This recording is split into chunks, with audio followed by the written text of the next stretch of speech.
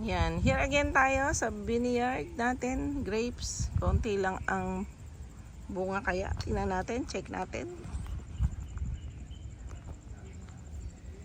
Yan, nililinis pa.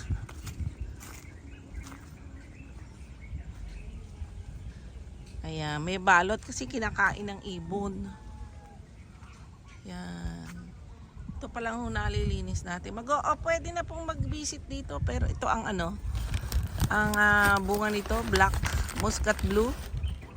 Ayan, muscat blue. Meron tayo muscat blue lang ginugupit. Kinukuha po ng ibon yung dulo, kaya bali ayan, nakabalot. Loko yung mga ibon eh. Ayan, hiding tuloy yung ating mga ubas. Ayan, mayroon tayong muscat blue. Ito hinog na. Tikman niya natin.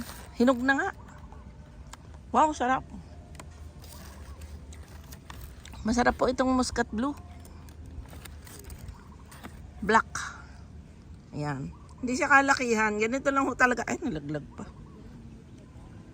Ayan, meron tayong Brazilian green. Hinog na rin ba ito?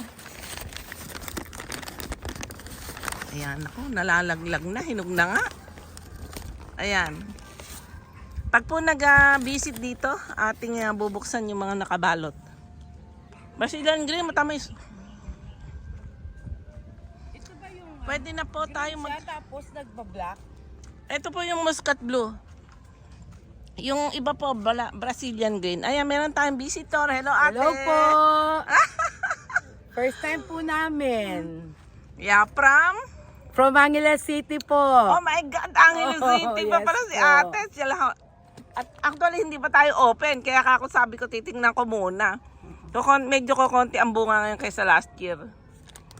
Ayan, check po natin. Okay, ito po ang ating farm, grape farm. Ayan, kasi sobrang init eh. Minsan palang umulan dito. Ayan.